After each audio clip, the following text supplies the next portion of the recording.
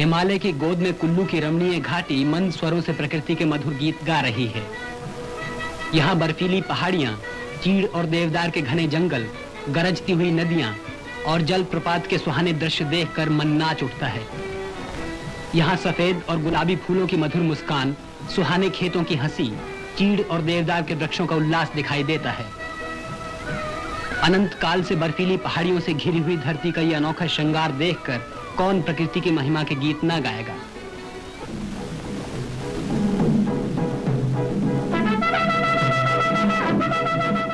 ग्राम देवता को लेकर जब लोग इस घाटी में से गुजरते हैं, तब उनके संगीत के मधुर स्वर पहाड़ों से टकराकर वायुमंडल में गूंज उठते हैं और तब पहाड़ों की वो अपूर्व शांति भंग हो जाती है।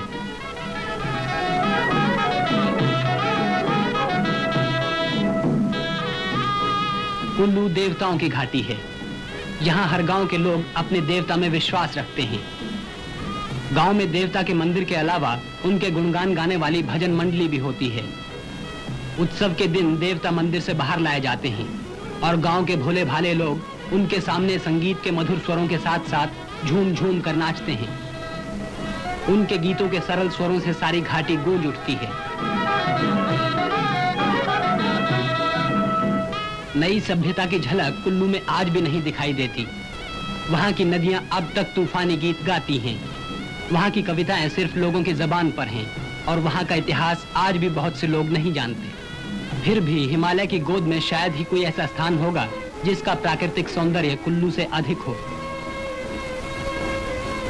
हालांकि कुल्लू हिमालय की बाहरी पहाड़ियों के आगे बसा हुआ है, फिर भी वहाँ पहुँचना कठिन नहीं।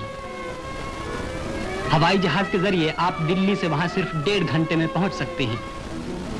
अगर रेलगाड़ी की यात्रा करना चाहें तो आप दिल्ली से एक ही रात में पठानकोट और वहां से रेल की छोटी लाइन के जरिए नगरोटा पहुंचेंगे। नगरोटा से कुल्लू तक सड़क जाती है। आप पठानकोट से बस के जरिए भी कुल्लू पहुंच सकते हैं। ये सड़क 175 मील लंबी है।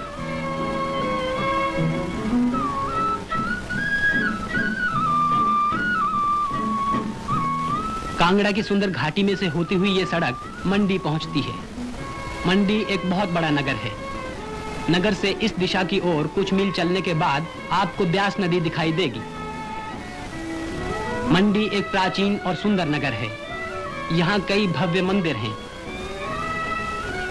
चट्टानों पर खुदाई के सुंदर काम और बाजार के रंगीन दृश्यों ने इस नगर की सुंदरता और बढ़ा दी है।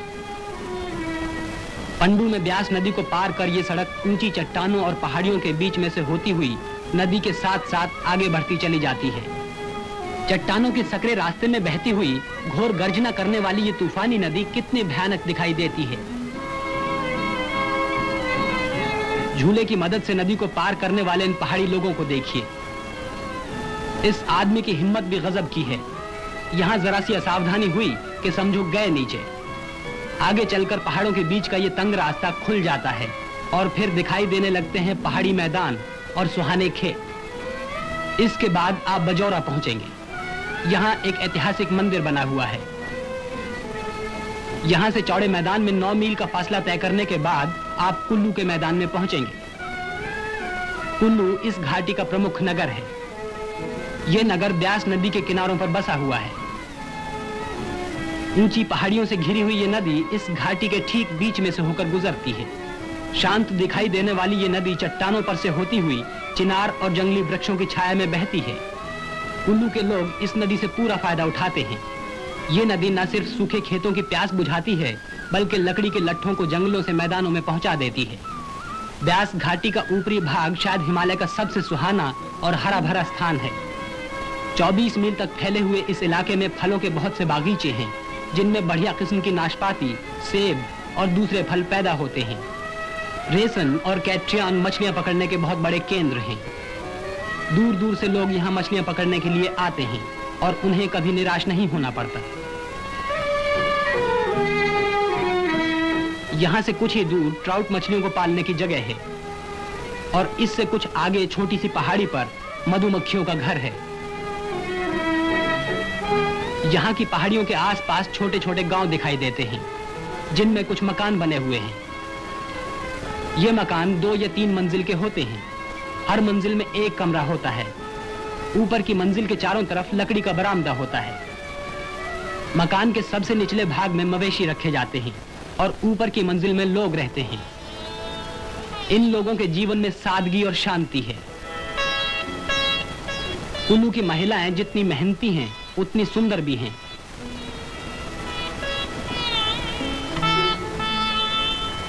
ये महिलाएं खेतों में काम करती हैं और यहाँ के मर्द चरागाहों में हर मौसम का सामना करते हुए कड़ी मेहनत करते हैं। यहाँ के पुरुष, महिलाएं और बच्चे फुर्सत के समय कड़ी ठंड से बचने के लिए ऊन काटते हैं। कुल्लू के बहुत से लोग दिन भर तकली पर ऊन काटने का काम करते हैं। पट्टू या कंबल बनाना इस घाटी का मुख्य उद्योग है। काफी धुलाई के बाद ये पट्टू नरम हो जाते हैं।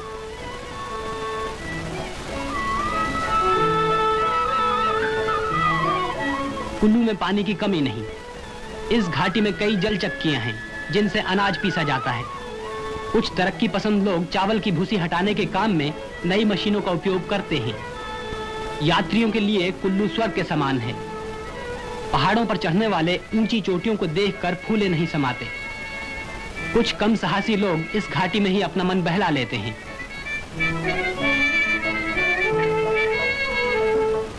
नगर से मनाली तक का मार्ग बड़ा ही सुहाना है।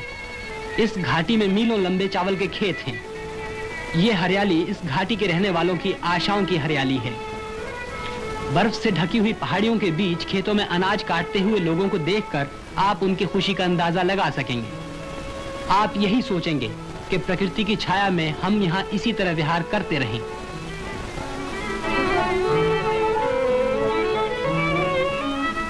जगत सुख नामक गांव में से होती हुई ये सड़क तेजी से बहने वाली दो नदियों को पार कर मनाली पहुंचती है। मनाली एक बड़ा ही सुंदर स्थान है।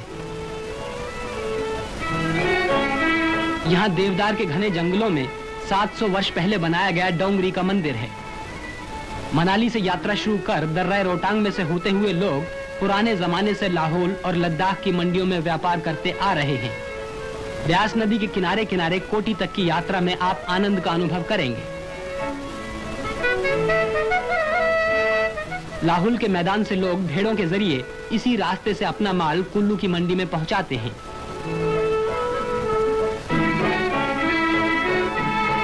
सामान से लदे हुए सीधे साधे पशु लद्दाख के मैदानों में से हो ये टेढ़ा मेढ़ा रास्ता इस दर्रे के उस ऊपरी हिस्से तक पहुंच जाता है जो ब्यास नदी के उद्गम स्थान के पास है। 40 फुट की ऊंचाई से उछलती हुई ये नदी 350 मील का सफर तय करती है। अक्टूबर महीने में पहाड़ी इलाकों के लोग इसी रास्ते से ऊन, नमदे और कंबल जैसी चीजों को कुल्लू में होने वाले दशहरे के मेले में पहुंचा देते हैं।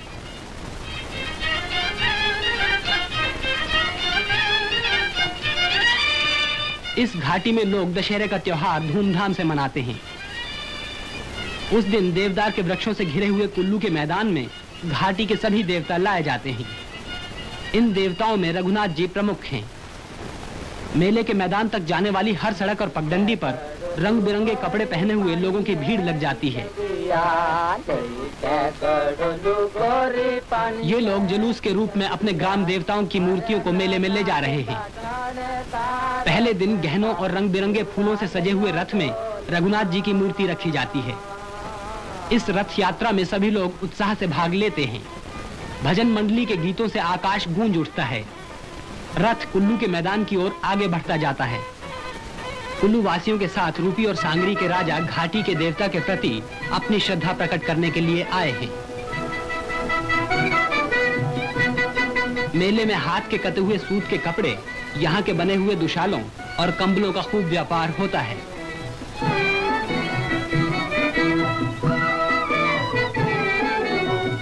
ऐसे मेलों में ये लोग धार्मिक कथाओं के आधार पर नृत्य करते हैं। यहाँ लाहौल और तिब्बत के नट लोग भी अपना कमाल दिखाने में पीछे नहीं रहते।